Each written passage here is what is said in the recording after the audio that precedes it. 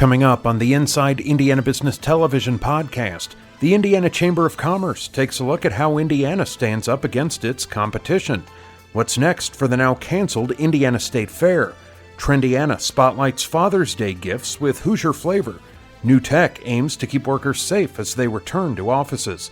What will the NBA look like when it tips off again? St. Mary of the Woods College continues to defy the odds.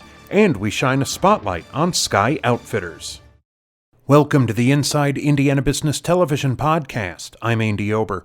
The Indiana Chamber of Commerce has released a new snapshot of how the state stacks up against competitors around the country, not just the Midwest.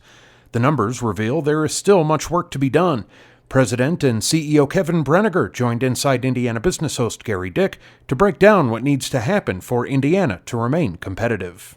I think this report it's unique, and I think especially interesting because rather than looking at Indiana nationally or Indiana just to the Midwest, you picked out competitor states, Utah, North Carolina, and others, and really measured Indiana against those states. Yes, indeed. We took a close look at those states that we thought were competitor states as well as our surrounding states and how we're doing on some of the key metrics that we produce in our Indiana Vision 2025 biennial report card. As you look at that, there are some positives, and we'll talk about that in a minute, but I was really struck by some of the challenges that this report shows Indiana faces, especially when it comes to educational attainment and talent. Yeah, there's no question that we have made great progress in a number of areas. Our business climate ranks high among these states. We have a funded transportation infrastructure plan, and we have enhanced the percentage of Hoosiers who have a college degree or an industry-recognized credential by about 10%. And by my estimate, that's an additional 500,000 Hoosiers. But yet, we still rank 38th among the 50 states, and we trail nearly all of these 9 surrounding and competitor states. And that's cause for alarm and will point to some needed action in the 2021 session of the General Assembly and beyond. Yeah, and as you look at that, you talk about trailing, in particular, states like Utah and Minnesota, who have not been standing still, who've really been focused on this talent issue. Yes, indeed. I mean, it's a moving target, and it's challenging not only to make absolute progress, but it's particularly challenging to make relative progress compared to other states that are moving forward. That's why we need to keep our foot on the gas and enhance the skills of our students coming out of high school as well as those in the workforce in order to be able to compete in this globally competitive knowledge-based economy. As you look at attractive business climate, I think it's interesting that you point out you feel as though the state's health, smoking rates, obesity, those issues that have plagued the state for a while, contributing in a negative way to that business attractiveness. Yeah, it does. We have great business attractiveness in terms of tax and regulatory and other factors, but our health metrics are quite poor. They're very costly to the business community. There's one estimate that smoking alone costs Indiana businesses $6.2 billion a year, and higher healthcare costs, lost productivity, absenteeism. That's a drag on profitability. That's $6.2 billion that doesn't go into training or wages or benefits. And we think that's tied to the educational attainment because people with college degrees and higher levels of education and training tend to live healthier lifestyles. And so a lot of these things are interconnected. As you look at innovation, dynamic and creative culture, Indiana making some gains there and does pretty well. But when you look at the important categories like new entrepreneurs and share of employment at firms less than 5 years, Indiana just doesn't yet stack up there.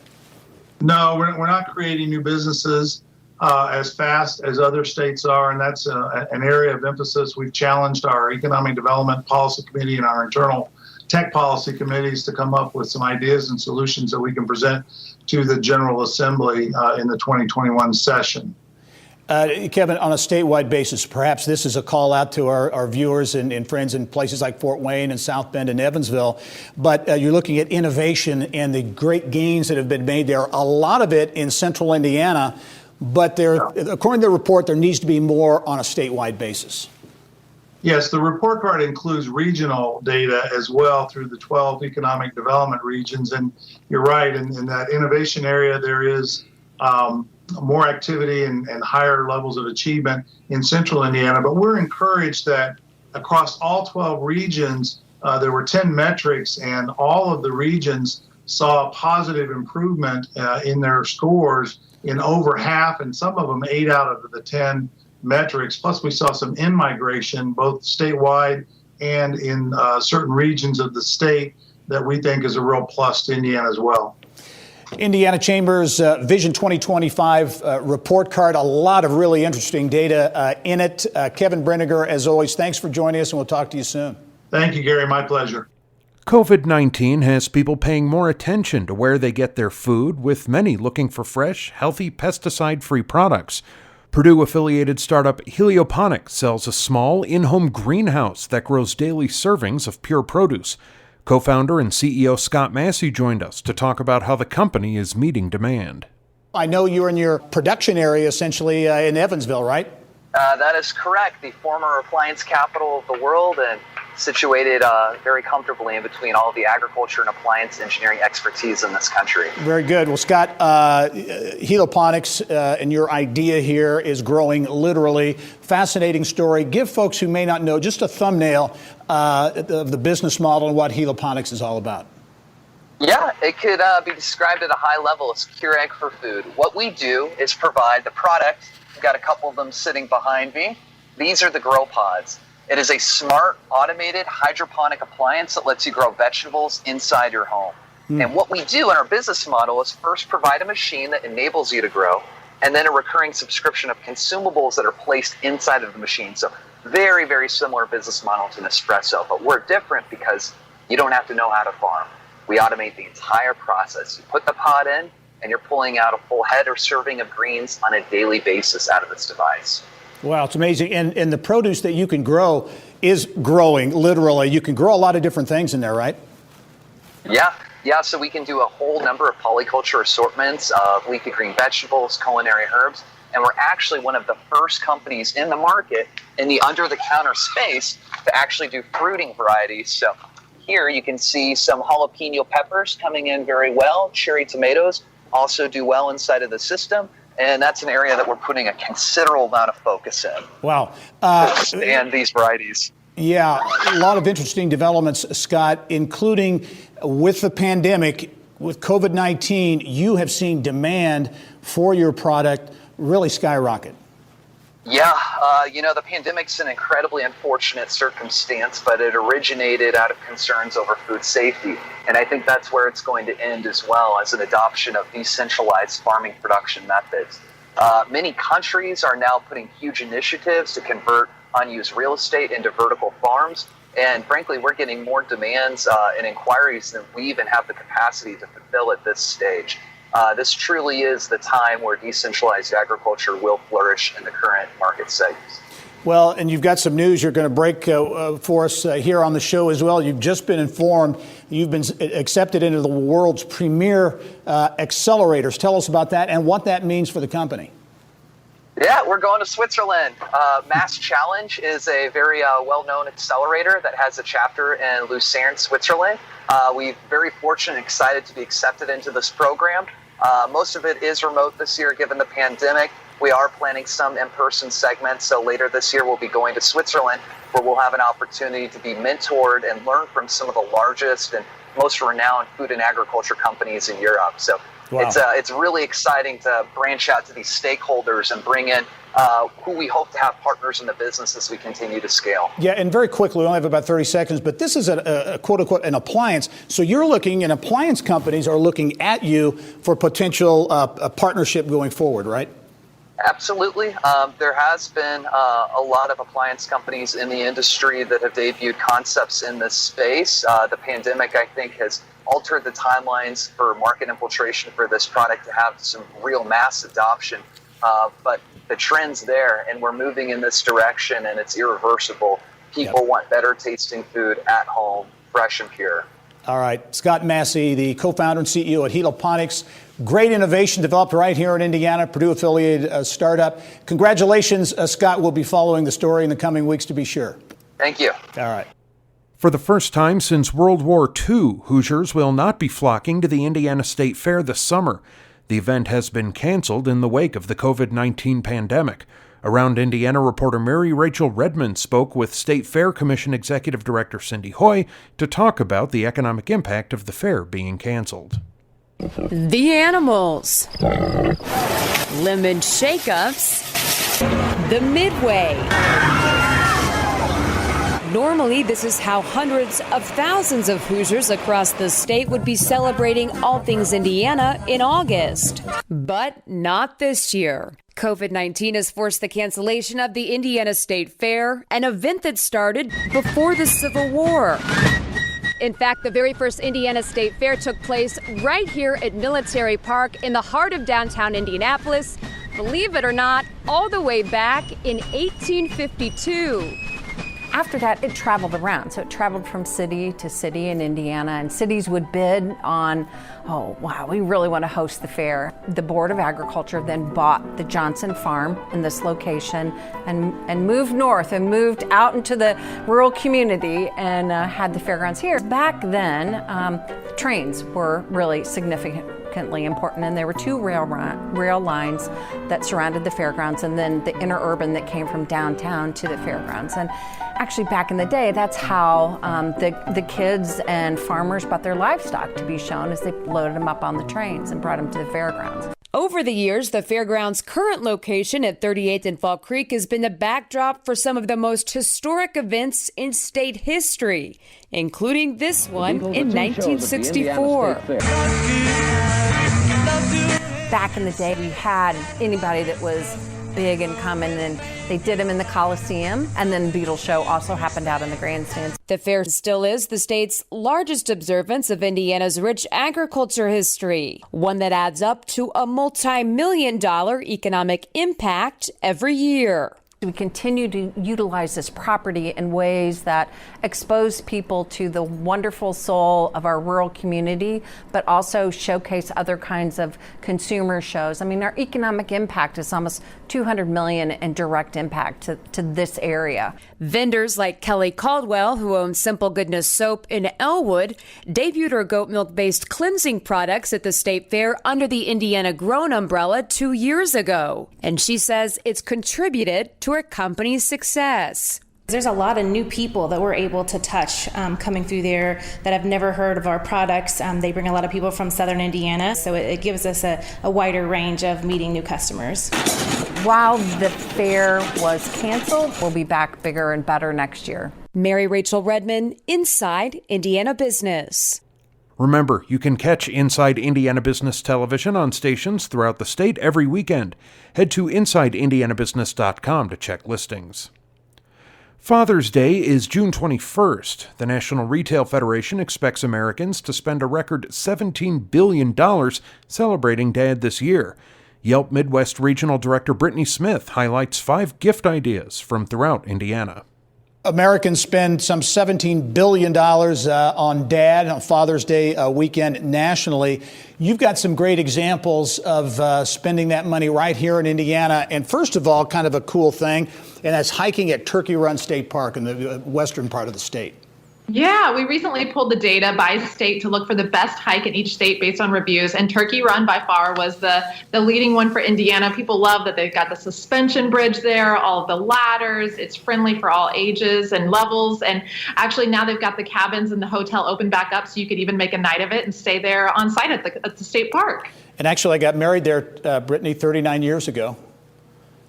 And do you know the name of the old high school, Turkey Run High School, which doesn't exist anymore? The Gobblers. Just wanted to, I just wanted to give you that bit of trivia. Okay. Moving on, coffee. Everyone loves coffee, and you've got Circadian Coffee, a really unique coffee that you can buy right here in Indiana. Yeah, with so many people working from home right now, a lot of people are making coffee more than they ever have before. And Circadian Coffee is a great example of one of our newer roasters in the state. You can have it shipped right to Dad's doorstep, make it simple. They even have a cold brew option, some espresso. So depending on what his taste preference is, they've got something for everyone there. All right. I always learn something from you, too, Brittany. Indiana-style fried chicken. I didn't know there was actually an Indiana style of fried chicken, but there is, and it's unique really to a certain area of the state. Yeah, southeastern Indiana. This is something new I even learned recently, and you'll catch some Hoosiers who have heard of it, others who have not. But the New York Times and Food and Wine Magazine have both featured it in the last year. So down in southeastern Indiana, it's a very simple pan-fried recipe, and you find it at places like Wagner's Village Inn in Oldenburg. Another spot that you can find it is St. Leon Tavern in West Harrison. So you can get a carry-out picnic there. It's served family style, and it's a very simple recipe that you can also make at home and use like Tyner Pond Farms chicken. Right. So whether you order it from them or make it at home, you can try Indiana style fried chicken. Very cool. Putting that on my list to visit. That looks pretty neat. You can also pick up some fashion. Make sure Dad's in style at places like James Dant here in Indianapolis. Yeah, located in Irvington. They've been around for more than 6 years, always bringing in the latest fashion trends to Indiana. They've got key rings there that are really popular option for Father's Day that are made by a business called Craig Hill out of New York. They've even got a new shoe brand from Slovakia that's one of the few spots in the country you can find it. It's called Novesta. They even have stylish face masks for Dad. So it's a really fun spot that no matter what kind of fashion Dad has, they've got something for him there. All right. We began with being healthy at Turkey Run. We end with being healthy on the Cardinal Greenway near Richmond in the eastern part of Indiana. Yeah, this is a really budget-friendly and healthy option. This Greenway is actually the longest rail trail in Indiana, 62 miles long, going through 5 different counties. And it's also recently being connected to the downtown historic Depot District in Richmond. So you can hop off the trail as they're finishing that up and go to Eulerie's Homemade Ice Cream or one of the other great spots right there in the historic Depot District. Brittany, as always, great information, great gift ideas for Dad from all over, unique ideas from all over the state of Indiana. Thanks for joining us as always, Brittany. Stay safe and we'll see you soon. Same to you and happy Father's Day, Gary. Oh, thank you. Lawrence-based Hoosier Security is offering 2 new high-tech products to help businesses protect workers as they return to offices. The devices help detect temperatures through scanning technology. President Armando Perez joined Kylie Valletta in the business of health to show us how it all works. Give us first a quick introduction to Hoosier Security. It specializes in electronic security systems. You describe your company as an integrator, not a manufacturer. Can you explain that? Correct. So we're a regional security integrator. What that means is we take electronic devices and we provide a higher level of security, and we make systems work together. So instead of where we might install a camera system, we install a camera system and access control system, make them work together to make the business run more smoothly. And a couple names you work with around town, Bosma Enterprises and Andretti Autosport. So now health security systems are getting a ton of attention in your industry. You're testing 2 new technologies that are on the market. Let's start with the first one. It's an access control system. It can take a person's temperature. Tell us a little bit about this. So, at the beginning of when COVID really started to impact businesses, the security industry responded by starting to promote a lot of different thermal solutions to use cameras to take temperatures. And we immediately noticed a problem with how they were doing it, in that equipment is not designed for that use case. It's designed to find hotspots in electronics, and it's very different than taking someone's temperature accurately. And we found that there was all kinds of concerns with HIPAA and the NDAA, and even the FDA got involved. So we decided to start looking for solutions that would actually work. And what we found was a lot of marketing out there. So we invested in the research for about a dozen different solutions, and we came to 2. One of those is, like you said, the access control system, which looks similar to a tablet. It gets mounted on the wall, and it does a combination of 2 different types of temperature reading. But it's also very important to note that a lot of this stuff is advertised as fever detecting, and that is not what it's doing. So most of the problems we have with the industry is that they're promoting this hardware, these solutions, as medical devices, when really all they are is enhanced screening. They're really smart. We use AI, artificial intelligence, and machine learning to detect if somebody's wearing a mask, if somebody has a temperature that is a surface temperature that's higher than a certain level. But all of those things, it's important to note that we're not detecting the presence of an illness, and we're not detecting a fever, because we're looking at the temperature of the human being in comparison to their surroundings, not their core temperature. We're seeing video from Mavericks Event Center, which is one company that has signed on to test the system. You also have a large healthcare client that has signed on. You touched on this a little bit, but talk about this emerging area right now of health security. You've described it to me as it's kind of like the gold rush, but you're really kind of wanting to push back against that. Tell us a little bit about your perspective on that. Yeah, so a lot of industries have a tendency to jump into new things without fully vetting them. We are uncomfortable putting our name behind anything that hasn't been tested and used in the field. So what we did was we launched a beta program after narrowing it down from about a dozen to 2 different solutions. We launched a beta program. We reached out to partners and companies within the Midwest, generally speaking, and had them agree to help us test this. And in exchange, they would give us information for a case study. So what the rest of the industry is doing is going out and pushing this hardware as a solution, because there's this sort of knee-jerk reaction in industry and business to, we have this problem, we have these restrictions, let's just throw money at it. And in my opinion, it's counterproductive. And a second technology, this thermal camera scanner system, you said it's not getting quite as much traction. Explain that one to us quickly. So one of our drawbacks is that we're too honest with our clients. If we have doubts about something, we'll let them know. And with the thermal imaging, the thermographic temperature detection, we've had a lot of trouble really getting behind it. And it is a thermal camera that's, again, designed to detect the presence of a human being, for example, and it sees in heat, not in light. It uses that along with artificial intelligence, machine learning, to detect the temperature of the human being that's crossing, coming towards the camera or across the camera or anything like that. And then we can use facial recognition to alert HR, alert their supervisor, alert whoever's responsible for that. But the farther and farther we dig into that technology, the more problems we find with it. So it sometimes gets difficult to sell a solution when you don't 100% believe in it, right? So that's where this beta program has been really eye-opening, because we see a lot of companies buying that equipment at full retail, and we just know for a fact that it's not going to work as intended. All right, Armando. Well, it sounds like you're going to be busy. You've got your work cut out for you.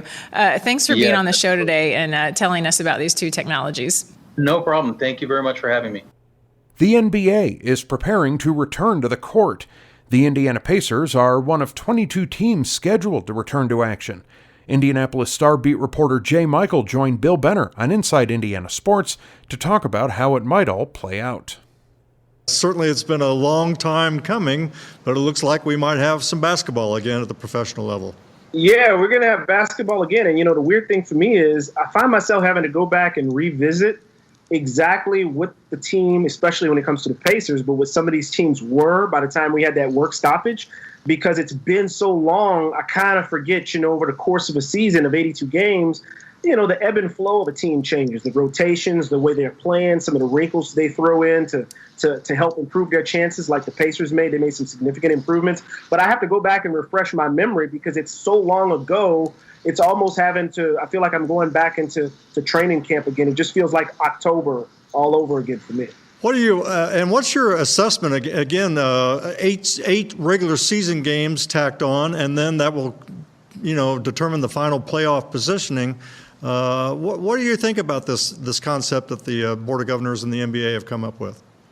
I mean, it's kind of odd. I mean, I guess maybe it's the best thing that they can do under the circumstances, because you need some games for some of these guys to kind of get game shape back, to get back in rhythm playing with each other. So I expected to see that all along. It was just a matter of how many games. Of course, financially, so the league doesn't have to give back money. You want to get to that 70 game, that magic number, so they don't have to pay back money to the network. So that was important for them. So I think that's partly a business decision as well.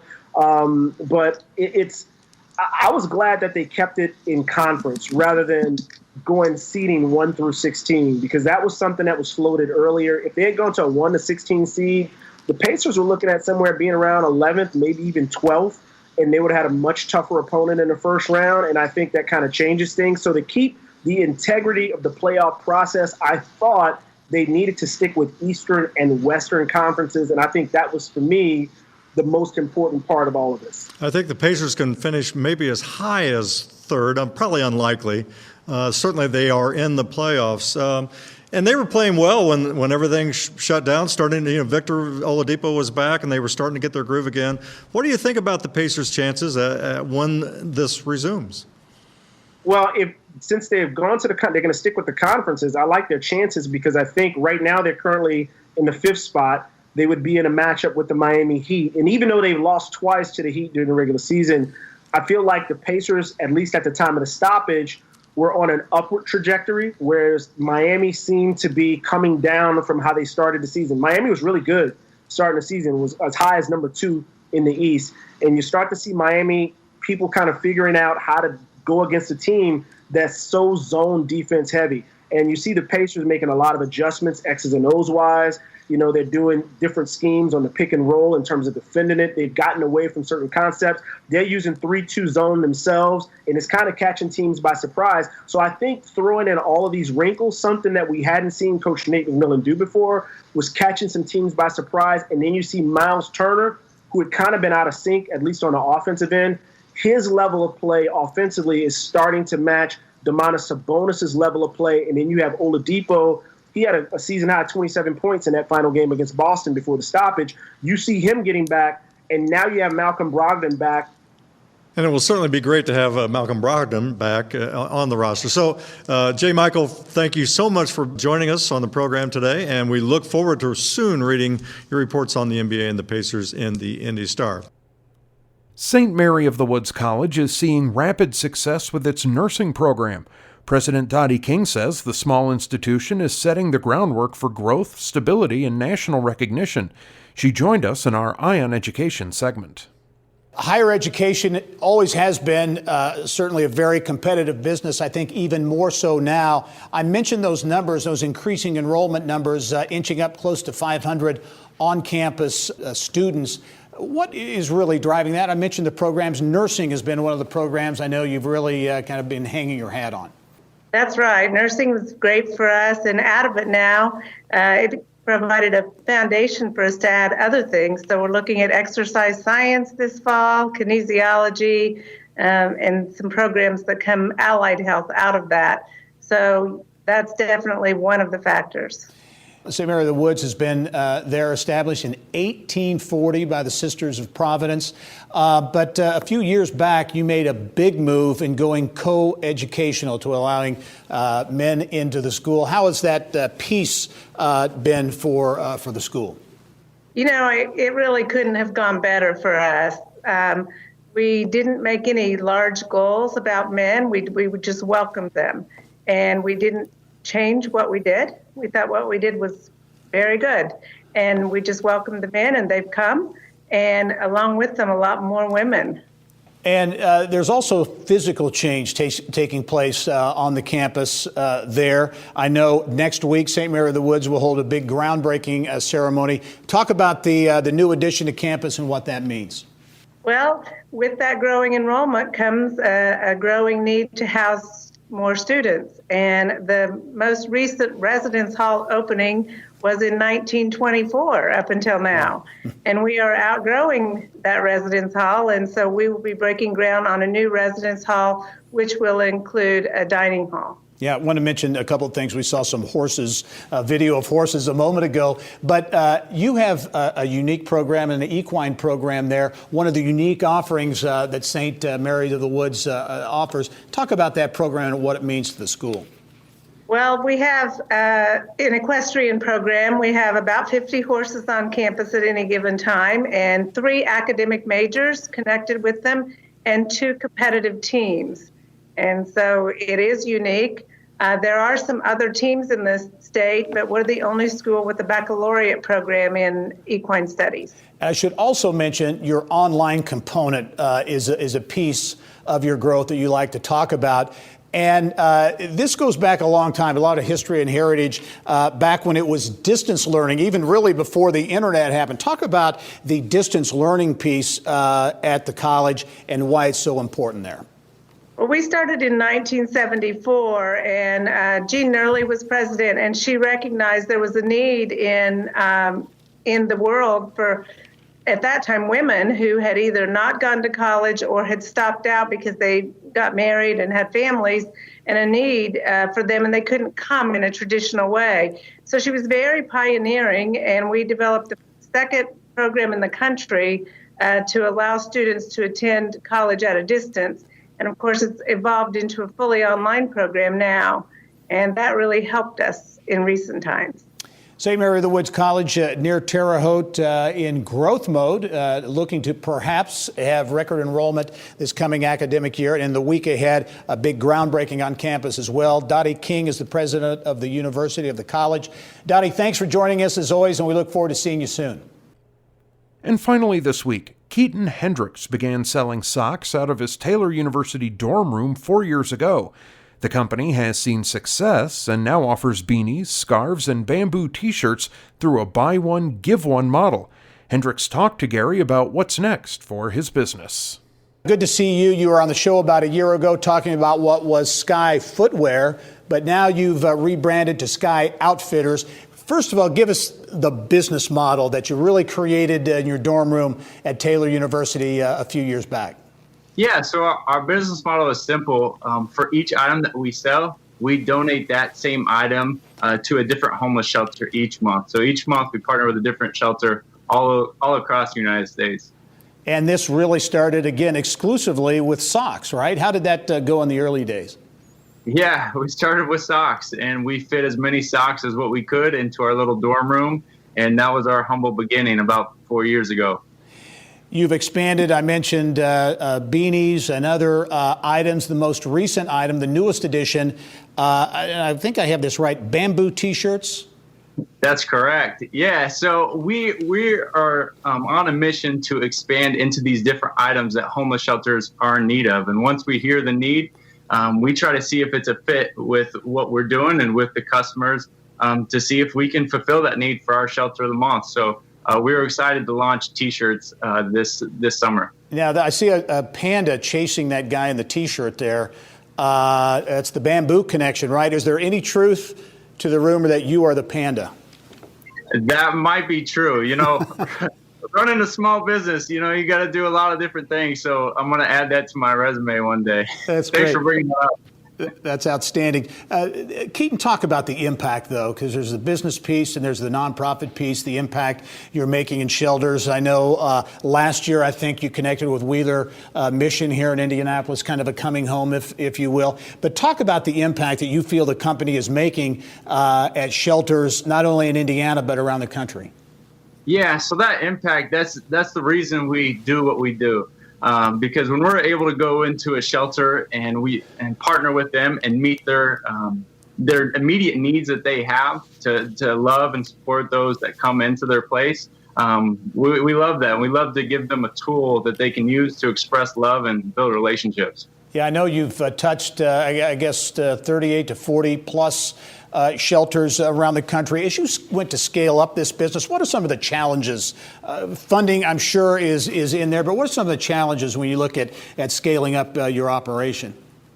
Yeah, so there's a lot of different areas that we can go and how we want to scale this thing. But what it comes down to for us is focus, because we can get spread too thin pretty quickly. But focus in on which area that we want to grow and hoping that it gives us a return is something that's challenging, as well as a lot of challenges with running a small business, especially these days. Yeah, I know you're coming to us today from your operation, which is on the near south side of Indianapolis, right?